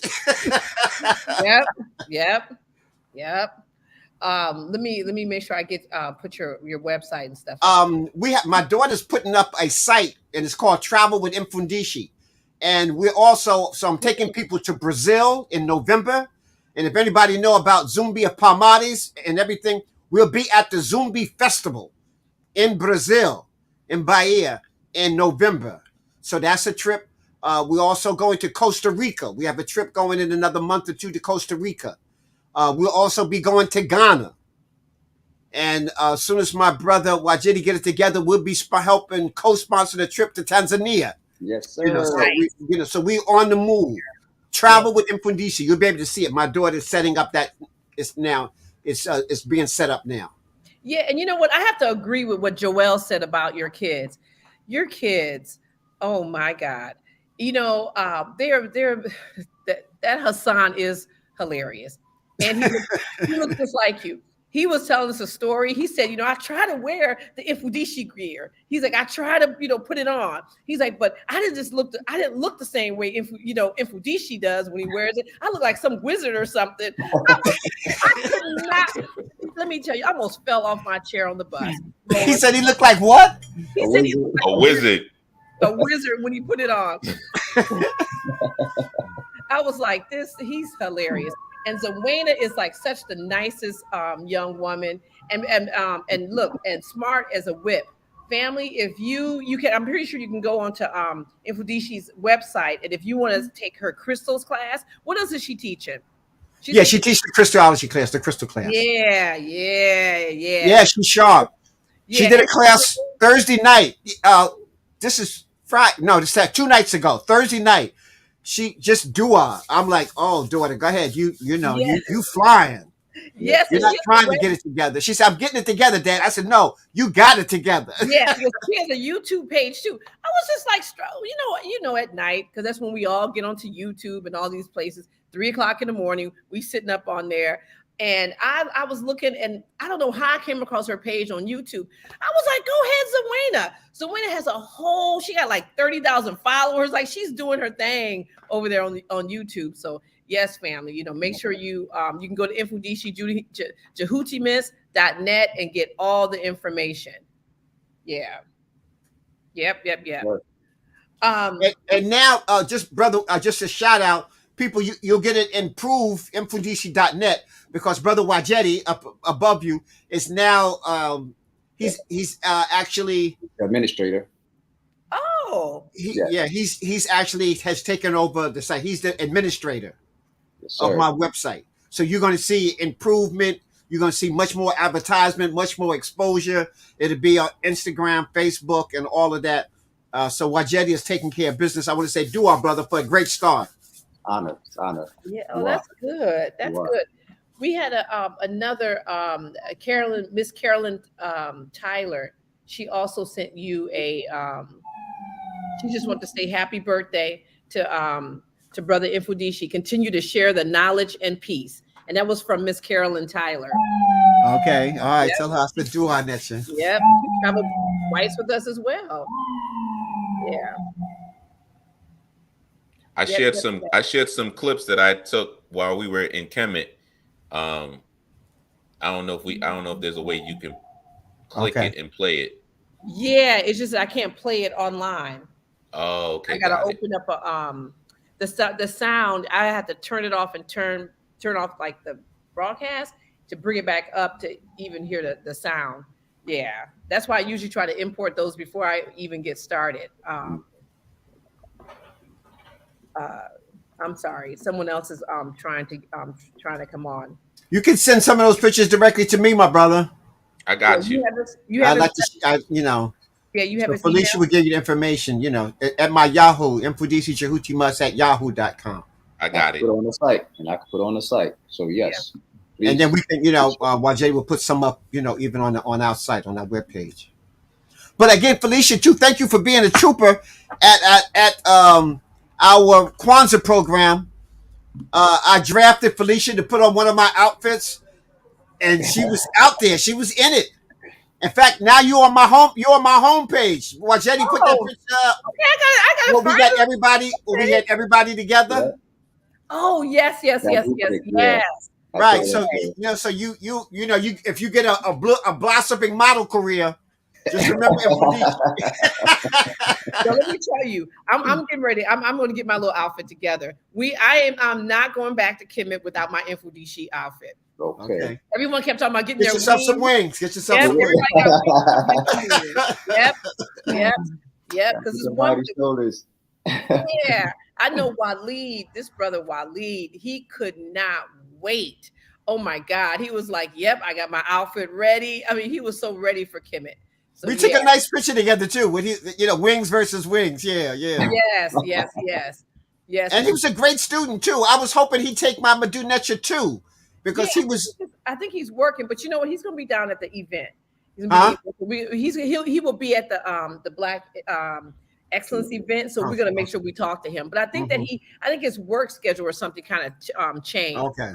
Yeah, but no, he definitely needs to get back into class. Yeah, so he was a great student. Yeah, he was a great student, and he was teaching when we were at Kemet. I saw him with his little group over there.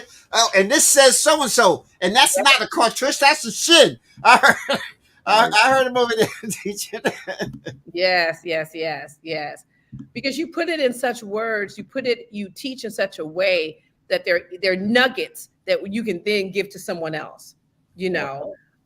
Like my son had called me, he's in 10th grade, and he calls me in the middle of the day from school. And I was like, oh my God, like what's going on? Because he's calling me from his cell phone. So I'm like, is everything okay? He was like, yeah. And he's whispering. I was like, oh my God, they done took over the school. Like, I didn't know what was going on. He's like, no, mommy. He's like, there's somebody here that came from Egypt, and they're talking about Egypt, but I don't think they're talking about it the right way. And I was like, well, what do you mean? He's like, well, what's the word for mummy? There's a word for mummy. I can't remember. Mfundishi said, I can't remember it. Sahu, Sahu, yeah. And he was like, yeah. And the thing about it is that he's in 10th grade, so he's putting the pieces together, right? So he doesn't have all the pieces yet, but the fact that he knew something didn't sound right, because he said he kept using the wrong language when he was talking, mommy. Yeah, they in place in Arabic and Greek instead of using the Medunetia word. Like there's a Medunetia word for that. What did the people use? Yeah, so, exactly. And Egyptology in general does that. They're not trying to educate you about the ancient Kemet. They're trying to symbolically give you a picture that they want to paint of Egypt, and it's not necessarily correct. Yeah, no, 100%. So I'm glad he put that. In fact, when my son was in the 10th grade, almost where your son is, I get a call. Mr. Salim, can you come in? We got your son in the office. So I said, now what is Hassan done now, right? So I go to the office. And so I said, all right, let me talk to my son first. So I said, son, what's going on? He said, we got a dumb teacher who don't know what he's talking about. He's talking about we're going to be studying Tutankhamun's pyramid. He said, Tutankhamun didn't have no pyramid, and they put him out the class, So I said, son, what you said was correct. It's how you said it and when you said it, which was incorrect. So then I said, well, let me talk to the teacher. So I talked to him, and he was like, well, your son was very disrespectful. I was trying to give out some information. I said, well, I think what it was is you was giving out disinformation. misinformation. And my son was trying to make a correction. He probably went about it wrong, but what he was saying was correct. You know, and so he apologized to Hassan, and Hassan apologized to him.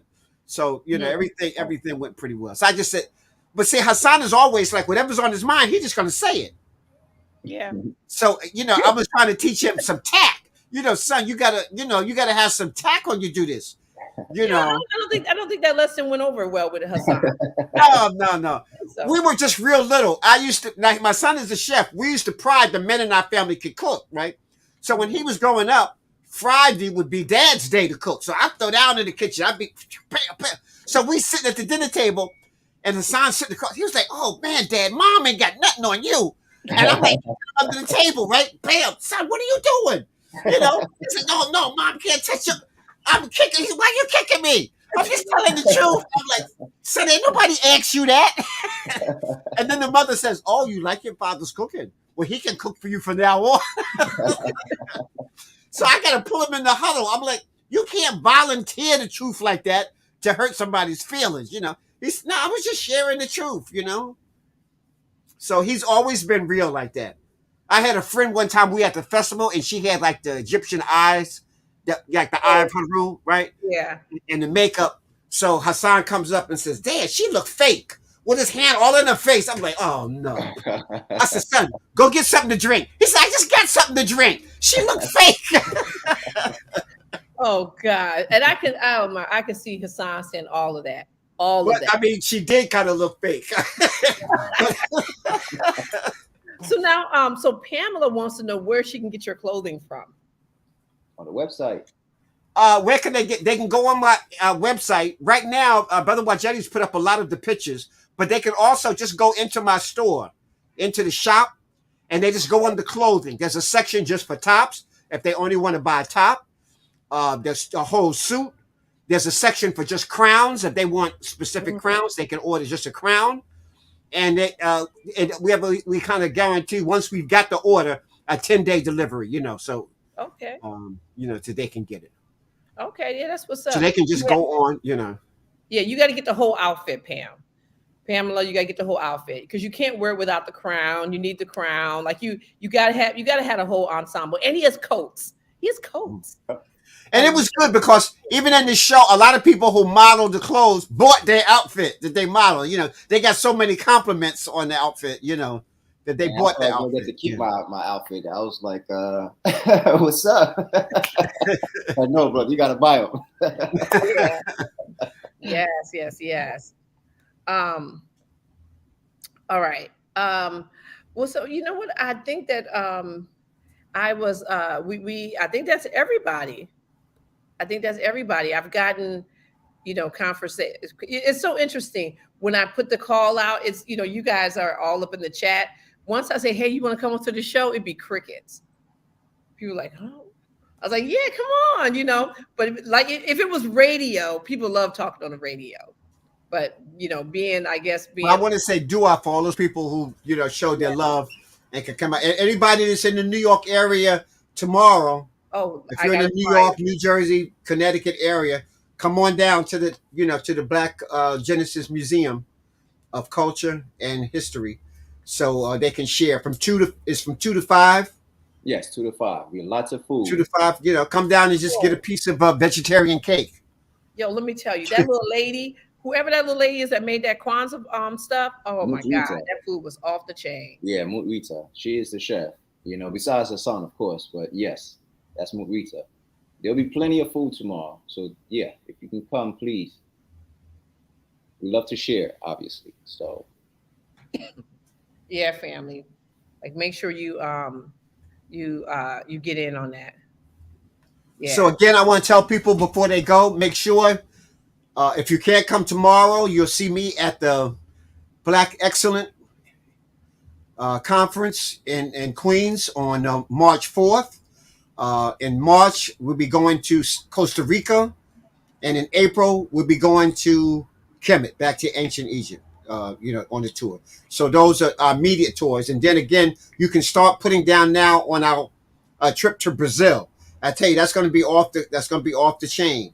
going to Brazil. When I did 3 weeks in Brazil last year, and every place I went, I almost felt like a rock star. It was, I'm like, all these people in Portuguese. I actually went to one of the universities, and several people showed up with my book. Oh wow! And in fact, they had my book, and they don't even really speak English. My book is not in Portuguese, but they're trying to get it translated in Portuguese, But I had a great following. Every place we went, it was alive. It was live. It was live. It was like when we were in England. Every place we went, it was on. I was shocked. We were in London City, in London, and in the middle of London, these brothers got a bookstore, a stand. As soon as you come out the subway in central London, and my book was the first book right in the center of the table, right there. Spiritual Wars. I was, so I was like really happy. We all took pictures together, and when I showed up, somebody bought the books right away. So we all took pictures and stuff. So it was great that word is getting out. The information. So people to know, I have Spiritual Warriors Are Healers, which is still kind of like the staple. Please read that. That's the book I use for my classes. I have Mfundishi Jhutyms and the Spirit of the Magi, which is trying to be made into a movie. And then I got volume 2 of Mfundishi Jhutyms. And then I have a new book coming out this year that's an anthology of those books together and all color pictures and stuff like that. So, a new book. Oh, nice. I was trying to find a picture. And they can still get old copies. They're supposed to be out of print, but somebody's bootlegging. Every once in a while, Kupagani and Gumi, the book I wrote called Kupagani and Gumi, you can get on Amazon. I don't know who's getting the money. I'm not getting the money, but get the information. So my book, Kupagani and Gumi. I also have a book of poetry called 7 Shades of Black. They can get that on my website. They just go into the bookstore. That's the book Wajedi is talking about. Yeah. Okay. Sometime they can still get that book. That was done in 1991, 1993. I think originally, yeah, in 91. Right. So there's 7 Shades of Black. So all those books are still available. So if you come to the conference, you'll see it. I'm featured in the check-in, but I'm also in HAPI. Yeah. One of the many brilliant minds in HAPI. And I think me and Dr. J are the features in the book, The Check-In. Yep. Yeah, Dr. J is Nubia, The Untold Story, and then you guys are both in the Tekken. And then you and HAPI. So this is what it looks like. Go back up, it'll say Mfundishi Shop, and you can just go and you press books, and then this will come up. Can you press close so they can see it? So if you go down and go to close where it says Mfundishi Design Crowns and then Designs, so you can hit them right there. Oh, nice. You got ponchos? What's the ponchos look like? So people you can see, and it has the letter like 1, 2, 3, and it'll tell you the size and whatever, and you can order right there. There's some Mfundishi gear. You don't get the Ankh with it. Yeah, those are fire. So I had somebody call me. They come up a little bit higher. They said, if I get this one over here in the corner, does the Ankh come with it? I'm like, no, brother, Ankh don't come with it. Tell him what, Jenny, he got to work for the Ankh. Oh, man, yes, you do. So go to the crown. Yeah. So they can order the crowns. We have the round crowns, the crowns like I'm wearing. We have the pyramid crowns. So, they can order the crowns. They can have it match their outfit, or they can just get crowns. So this is on my website. And we even actually more hats than you got there. So we'll be updating that. So these are the whole outfits. If you go down and it just has tops, and they can go back to the shop. Yeah. So here, if they don't want the whole suit and they just want a top with a matching crown like that, they can order it just like that. So sometimes if you've been too indoctrinated by the Wazungu, the whole suit might be too much for you right away. So you can start out with just the black pants and just get a top, You can't wear jeans with those, though. Once you get about 100 compliments, then you're gonna want the whole suit, But you can just get a top if you want. Oh man. Yeah. Oh, this is nice. Oh yeah. And you sell jewelry too. So yeah, family, listen. Right. I have a whole thing of jewelry. We got cuffs. Crystals. Yep. We got bracelets. If you go back up to the shop, you can just hit it. Yeah. Okay. No, over one more. Yeah, one more. So yeah, family, right there. Yeah. So yeah, I got all different types of cuffs. I got all copper bracelets, all silver bracelets. You can get, I have different styles of copper, different styles of brass. And those ankhs there, those are my own designs and everything like that. Silver. Here we got ebony wood and silver, like from Tanzania. We got a variety. Even rings. These are copper rings. We got silver rings, brass rings, copper, brass, and silver rings. I got a new line of male rings because most of my rings were like female size. I got a whole new design of male rings with semi-precious stones in it.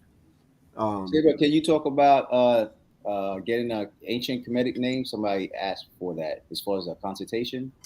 Say that again. Somebody asked about getting an ancient Kemetic name. So name, yes. Like even one of the brothers who came on today, if you saw his Kemetic name flash across, he got his name from me. People can do a spiritual consultation.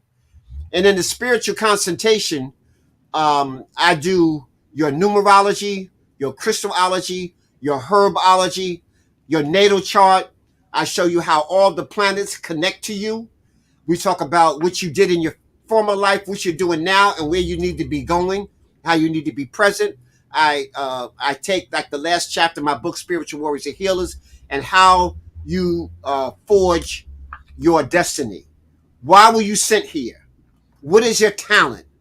Like I had one, he was like 4'11", and when I told him what was his talent, he said basketball. I look, bro, you ain't going to the NBA. So what's your plan B? What's your plan B? So it's not like just what you like. It's what you like and what you are good at. What you are good at, your gift that you want to give the world. So I help you develop that gift. Now your name falls with that.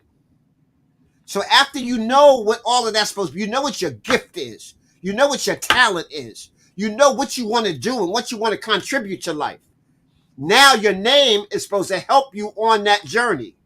So if somebody's saying your name 10, 15, 20 times a day, and your name, and you try to do something positive, but your name is Bozo, okay, you're going to have a problem.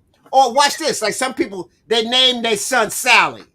So now the boy's either going to be a flaming homosexual or he's going to be an angry little boy. Yeah, I'm Sally. What you want to do?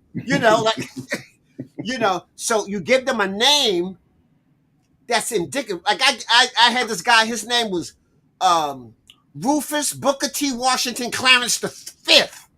I said, y'all did that 5 times? Wow. I couldn't believe that. Rufus, y'all did that 5 times? I can see, all right, twice. Okay. I can't even see 3 times. But to do it 5, he said, I don't want to disrespect my father. Your father didn't know what he was doing. No disrespect. He was out of his cultural mind. Now, the first one might have been forced to do it, because he's trying to please the slave master, The second one was a little schizo. When you do it the third time, now that's insane.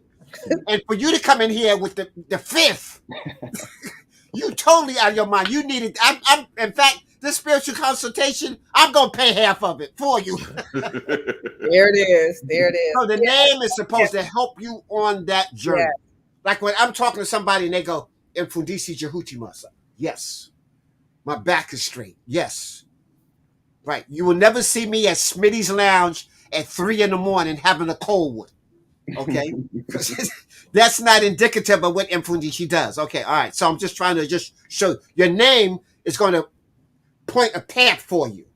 And then you want to try to live up to your name. So Wajedi has Imhotep in his name. So he's trying to become this multi-level genius, like Imhotep. Those things, you forge it. remember, I opened up by talking about the vibration of a voice, the vibration of your thinking. Mm-hmm. So if your name, if if your name is just Jeffro, and hopefully no Jeffros, call in. Okay. It's a nice Wazungu name. Okay. But it's not indicative to African culture. See, Dr. Clark used to say a name connects you to a culture. It connects you to a country. It connects you to a people, and it connects you to the earth, and it connects you to a spirit. I heard Umar Johnson said one time the guy did his DNA test and he had like 3% Irish. And then his house looked like the Boston Celtics locker room. 97% African, but he only had 3% Irish, and you would have thought he was a shamrock. Drinking green beer and everything. Okay, all right.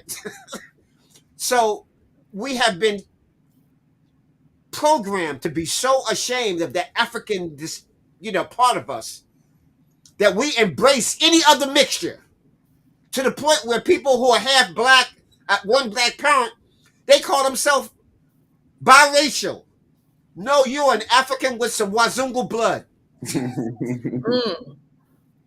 Because we are the dominant. It's not like it was 50-50, like I know it was a male and a female, but the African is a dominant genealogy. So even though it was half and half, the African is dominant. So you're still an African. Let me just say that the naming process is a process. It took me about 4 or 5 hours to get my name. So it's not a guessing game, and just like, oh, this sounds good. Yeah, I think that name fits you, just because it sounds nice. It's a real process in terms of examining values. Tell them what your name means, Wajeti. Okay, my name is Wajeti and Ma'at Imhotep Bakamu. So Wajeti means a protector of Ma'at. So if it's not Ma'at, I'm there like, wait a minute, So Wajeti and Ma'at, Imhotep, one who comes in peace. Ba Ka Amun means the soul and spirit of Amun, the hidden creator. So I am a protector of Ma'at as an Imhotep, the soul and spirit of the hidden creator Amun. So that's my whole name. So, so we went through a process to get that name, time I was born, where I was born, had some cards, did some readings, my zodiac sign, as you call it. So it's a real process. So people who are calling me just Mfundishi, make sure you have to put Jhutyms on it, because Mfundishi is a title, great spiritual grandmaster. There are several. There's a dozen Mfundishis. So if I just can't go Mfundishi speaks, I have to say Mfundishi Jhutyms speaks, because Jhutyms is one who is articulate in thought, speech, writing, and action from the Kemetic spiritual perspective. Sure. Some of the Mfundishis is into the Yoruba culture. Some of the Mfundishis is into the Akan culture. And so each Mfundishi, like we had the Ngonga Mfundishi, that means the healer. He was a herbalist and an acupuncturist. We had the Shaha Mfundishi, who just passed, which means the founder, the greatest of the Mfundishis, the foundation. So each of the Mfundishis have another title that goes with Mfundishi to define. So yes, you're a spiritual grandmaster, but what is your foundation? How is that connecting you? So you just can't call me Mfundishi. You got to say Mfundishi Jhutyms. So that distinguishes me from the dozen other Mfundishis. I was the fourth Mfundishi in line once the federation was formed. We had Mfundishi Shaha, who was the founder, who just passed this year. Then we had Mfundishi Cholona, who was the co-founder, and he just passed a year ago. And then Mfundishi Tayari Cassell, who was my elder now, and then myself. I was the fourth Mfundishi. So of the original four, there's only two living. Mfundishi Tayari Cassell, who also uses the word obo, which is, I think, king in Yoruba. So he uses that title also because he's connected to the Yoruba tradition. I'm connected to the Kemetic spiritual. So I just want to give some people some background. Yes, I have a quick question. Being that this is your Earth Day and solar return, so the name that your parents gave you was Hassan Salim. Kamal Salim, right? That's what's on my birth certificate. Hassan Kamal Salim, and that even has a power. Hassan means one who is good, or brings about goodness. Kamal means a silent warrior, and Salim is peace. So my name is one who was a good silent warrior for peace. And then those titles come Mfundishi Jhutyms Ka in Haru. So even though I'm an articulate pre-scientist, don't get it twisted. Get that. We can take it there if it has to go there. So I took Bando, Burmese boxing first from Burma.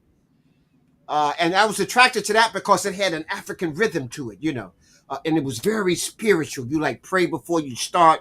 You got the drums in the background, and it was very spiritual. So I was attracted to that.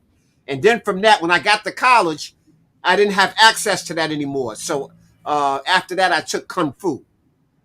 And so I matriculated all the way to a 7th degree black belt. And then I was a national champion there. So I got a trip to China, a free trip to China. And in China, they gave me an 8th degree. They said, "Oh, your teacher underestimates you. You a real great master. No, you 8th degree, And then I got into Kupagani and Gumi, the African martial arts. And then I became a master of that. I became a Malanga, which is a master. Like I have a dynamic student under me now, Haru Orr. And Haru Orr is in Brooklyn, New York. And he's developed his own system, the tough system. But he is the last person I promoted to a master. So Haru Orr was a dynamic student, and he's a dynamic teacher, and he teaches the tough system. And he's a Malanga, he's a master, but he's a true master of his art, of his craft. So I had 5 masters under me. So Mfundishi, a great master, has to have masters under them. Wajedi is an Akaka, an advanced student, an assistant instructor. And he'll probably be at before 2023. I'll be a Fundi. Wow. So family, they're asking questions about where Genesis is located, and it's actually in between Amsterdam and and Broadway. Right, it's right in between Amsterdam. It's 504 West 126th Street. So tell them to come on out. Yeah, 504 West. Yeah, it's right off of Amsterdam Avenue. So if you're going up Amsterdam, you make a left onto 126. It's one way, so you can't go both ways. You make a left onto 126th Street, and it's right there. You'll see a big pyramid outside saying, "Welcome to Genesis Black Museum of Culture." So it's A1. We are the whole first floor there, and your experience is going to happen as soon as you walk in the door, before you get in the building. Yep. We got the Oracle. We got the 42 laws of Ma'at. As soon as you open up the door, Ma'at is in your face. And then we got Ra and Haru right there, guiding you inside. As soon as you come in, and then you see all the Kemetic legacy in the hallway. We show you the common life of the people of ancient Kemet. As soon as you walk up the steps, you see Imhotep and the step pyramids.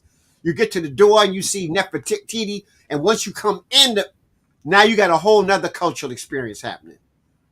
With the Eye of Ra, even the ceiling, just like in ancient Kemet, even the ceiling is covered with the African art. So you act like you really came into a real temple. And it's the Genesis Black Museum, but it's also the home right now also of the shrine of Jehuti Haru Nephu. So I had a couple of people had asked, how do they become initiates into the shrine? I'll tell them a prerequisite is to take at least 1 semester of Medu Necha, because I want you to understand the culture that you're getting initiated into. I don't want you, coming here talking about the gods of Egypt and Osiris and all of that, and you talking about you initiate under me. No, so once you got the language, you don't have to perfect it, but you got to start the process. So once you got at least 1 semester of the Medu Necha, and now you love the language and you love the culture and you want to be initiated to higher levels, now you can go through a 1 year of initiation. Wajedi, how did you feel going through the initiation? Oh man, of course, we have to be brought back to our African mind. So we read a lot of books. I have to say, just because You know, we have to know where your mindset is. You know, you can't just, come, from wherever you come from with your mind is upside down, inside and backwards, and think you're just going to be initiated into a sacred, temple, family, culture. So we read a few books. I think it was like 9 or 10 books in total. Ask certain questions and whatnot to make sure we know who you are and how you think about your culture, about yourself, about the African spirituality. And to be initiated, of course, your character got to be good. So you are being watched at the same time. They don't tell you this, but you are being watched. Make sure that your character is good and that you're approved by your community, and your family. So it was a process, until the point that I received my aunt, honored by my aunt. And I tried to expose them even to other people. Like we would bring in Lloyd Strayhorn. All the students would get a chance to, to speak with him, personally get read by him. I bring in the author of symptomatic thinking, spiritual thinking. We would bring us out Brother James Small. I would bring these people in to expose my people all the way to him. When Dr. Ben was alive, we would come before Dr. Ben. We would come before Dr. Clark. So I want them to let them know that Mfundishi ain't the world. I'm just a vehicle, just helping them embrace the world. We were exposed to the best of the best, So it's a year process. And then even after you graduate, that's when the real work starts. Now let's get busy. Let's start doing some stuff. It's not like you graduate and you go, oh man, I'm glad I don't have to read another book. And they go to Smitty's Lounge, right? Smitty's Lounge. I feel like there's a Smitty's Lounge somewhere. It just sounds like there's a Smitty's Lounge somewhere. Yeah. So Felicia, thank you very much for allowing me this, opportunity to come through. And I want to thank all those people. Again, I don't do this for these type of accolades. I appreciate it. I do it because it's a necessary thing in order for us to evolve. 100%. I was hoping just to do this on my 75th birthday, but I figured maybe I better do it just a little earlier, just in case. I remember when I turned 63, and they was encouraging me to collect Social Security at 68, to wait till I was 68, and I would get more money like that there. So I was talking with my elder brother. He said, no, 63, go down there and get it now. You know how much money you would have collected in 5 years? You're not going to get that back. You don't get 5 years back to your life, He said, think about it. They're going to give you like $100 and something more if you wait 5 years. But multiply 5 years times the money you're getting. So I started collecting at 63. I said, give me my money. Just give me my money. That's what's up. That's what's up. So here I am, approaching the mid-70s. And going in and out those pyramids like nothing. Going in and out those pyramids like nothing. Just like you just can't talk the talk. I say, people, let's go up the pyramids. Hey, I'm going up the pyramids. Let's just do this. Yeah. And when we got up there, we had a vigilance. We held hands. It was very spiritual and very powerful. Yeah. When they went inside of the Great Pyramid, we went in, and that experience can't be exchanged. Because sometimes you have teachers, they scare. I know Dr. Ben sometimes used to scare people. Half the group wouldn't want to go.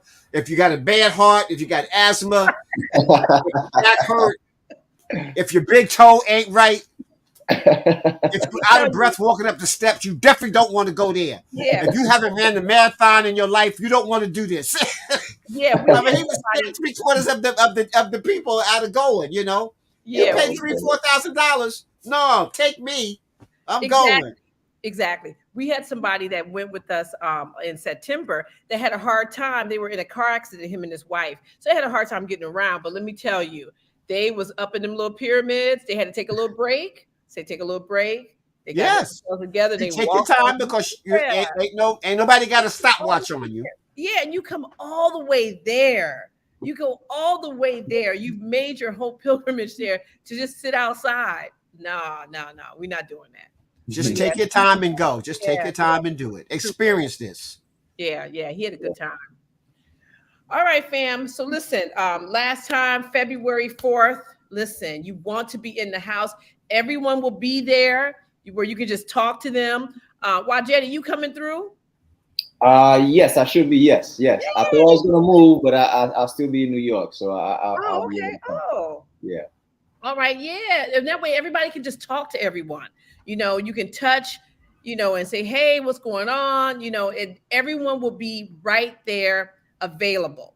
We have Mfundishi Jhutyms, Professor James Small, Kaba Kabane, Dr. Susan Tata, Dr. Georgina Falou, Riza Islam. They will be doing, you know, all of those. Those will be our lecturers, our special presentations. Then we have Lyrical Faith. She's a beautiful poet that will be, you know, sharing with us some of her poetry. We will also have Brand Nubian will be performing. That's going to be great. Yeah, they're going to be on. We're going to have a Happy Talks tomorrow at 5 p.m. And Brand Nubian will be on to talk about, you know, what they're going to do February 4th. And then we're also going to have Jamar Milton. You guys might know him. He's going to, you know, come through and sing a song. Well, not sing a song. He's a rapper. And then we're also going to be showing about 45 minutes or so of, it's like an extended clip of HAPI. And then we have Amadeuz Christ, who will also be in the house. He's going to show a part of his film, Heavy as a Crown, Volume 1. I mean, Out of Darkness, Heavy as a Crown, Volume 1. In Mfundishi, you're in both. You're in HAPI and you're in Amadeuz's film. And so is Kaba and I believe Professor Small. So that would be nice. You know, you guys are like in both films. I haven't seen it. I haven't seen the film myself. I'm in a couple of films I haven't seen. Oh, it's beautiful. Oh God, well, you'll be seeing it at the HAPI event. And so we're also, it's also networking. We built in some time to network. We have a HAPI marketplace there of 9 vendors that will be, you know, getting it in. And yeah, someone said Baba Oba Tashaka. I was trying to get Dr. Tashaka to come on. I was like, just come on to the East Coast. I don't know. We still gonna try to work on Dr. Tashaka, but also we're going to have the HAPI cast members that are in, you know, that live in the vicinity of New York City. They're going to come through too. So we have like Chief Omowale, and we have like Baba Haru, like all of those cats are going to be in the house. Dr. Rosalind Jeffries, Asar Imhotep. So it's going to be a nice event. So not only you know, you're going to see all these things and we have a DJ, like it's going to be fire, right? But we're also going to just, you know, it's just going to be people that wanted to support that's going to be there as well. I know you guys are familiar with the I Am Surviving Vegan. She came onto the HAPI Talks one time. She does really nice videos about the things to eat. Her and her husband got their tickets. They said, we're there. They're coming up from Florida. So we have a lot of people coming in the house, a lot of Detroiters and a lot of people who traveled with us this past year will also be in the house. So it's going to be a beautiful event. It was like when we were in Detroit, where it was Black Sage and Love. It is going to be really nice.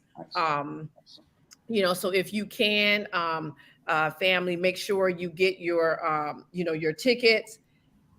And if you are in the New York City area, I'm telling you now, you need to get your little tickets now.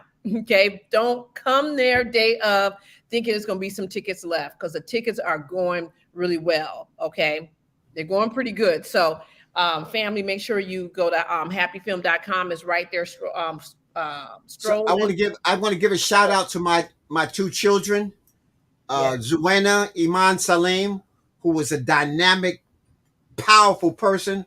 I'm so proud of what you're doing with yourself.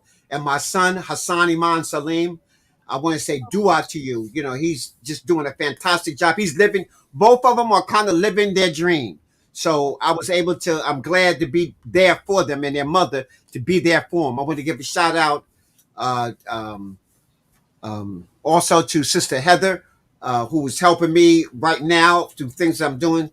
So Sister Heather, I want to say dua necha, and to all the HAPI family, Brother Taaqiy, and all the people, Dr. J, Rosalind Jeffries, who I just love. She's just a gem. To all those people who work with me and help me, people who from the symptomatic thought, all those people who are just doing a dynamic job. Brother Edgar Ridley, in his books, being a facilitator of helping with symptomatic thinking. I want to give a shout out to all these dynamic people. I couldn't do half of what I do without these people, the support. I've been standing on some powerful shoulders, you know, and they were my Jegners. So now it's a time for me to be a Jegner for as many people as I can handle. So I want to say dua to all of y'all. Thank you. It's not my day, it's our day. And thank you for just sharing it with me. There it is. Okay, wait, we got one more person. One more person. Try to skate on in there. There you go. Brother Mfundishi, sir, how are you, sir? How you doing, sir? Doing well, doing well. Thank you for coming on the show, and thank you for being with us these years, and we wish you many more. I appreciate it, brother. You know, we definitely wish you many more. And we look forward to seeing you in 2 weeks. Can't believe this thing is in 2 weeks, 2 weeks away, and look forward to seeing the family. Felicia mentioned a lot of people that's going to be there, and just being in the room with that many positive Black people is a special event, and it's going to be a lot of love in the house. Definitely Black love and sage. Looking forward to it, everyone. Get the tickets now. Stop fooling around. We're happy you had the opportunity to come on and wish you happy birthday very quickly, and look forward to seeing the family tomorrow. All right. Okay. There it is. All right. Thank you. All right. Yeah, dua. All right, fam. So again, Felicia, as many people can come down to New York, come and get a hug. Autographed. Bring your book if you have a book you need to be autographed. I'll be there with my. I'm not really set up for crystals and all of that, but I'll be at the HAPI the 4th. I'll have my crystals and stuff there. Yeah. So they can get their crystals at, or they can come to 125th Street and hit me all during the week. Yep. Yes, family. And listen, you guys got to get a hold of Mfundishi Jhutyms. We can always let you know where he's at. Just hit us up, happyfilm@gmail. But other than that, I think we're good. We're good. We good? Yes. All right. Okay, family. So listen. Oh, thank you, Wajedi, for coming in. I know you wasn't feeling too good, so I'm glad that you were able to make it. That's what's up. Yes, That's what's up. All right, fam. So Professor Small's not here, so I'm going to say his closing that he always says, which is peace and blessings. Thank you. Dua.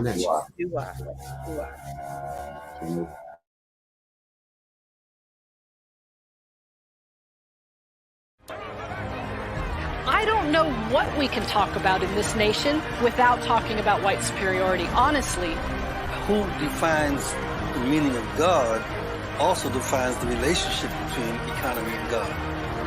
African Americans spent $1.3 trillion last year, making us the 16th wealthiest nation in the world. Why have we not turned those riches into wealth to develop our community?